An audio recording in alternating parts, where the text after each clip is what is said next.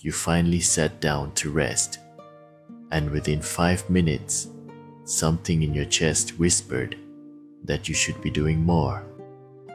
The dishes, the emails, the course you bought and never finished. Rest is supposed to refill you, but yours comes with a fine attached. The Stoics would recognize this guilt instantly, and they would call it by its real name: a mistaken judgment about what rest is. Seneca wrote an entire letter about people who never stop moving. He said, "They mistake motion for progress and exhaustion for virtue." The busiest men in Rome, he noticed, were often the ones running hardest from their own minds. Rest felt dangerous to them. For one reason, in stillness, they finally heard themselves think. Here is where most of us go wrong. We treat rest as the opposite of discipline, something we must earn with enough suffering and apologize for enjoying. But the Stoics saw discipline differently. Discipline is doing what the moment actually requires.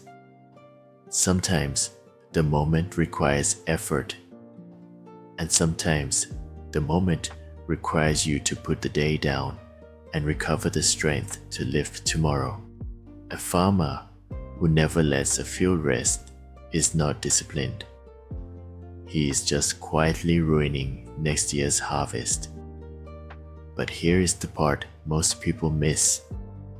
The guilt you feel is not coming from laziness.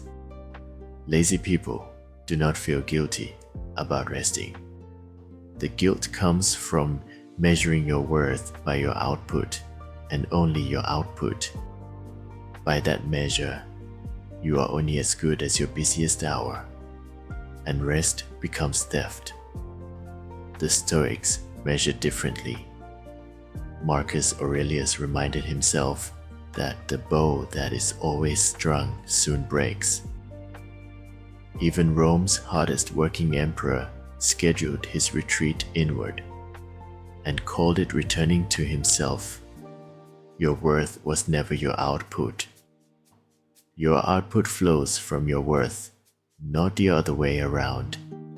So tonight, if the whisper comes while you rest, try answering it with one Stoic question.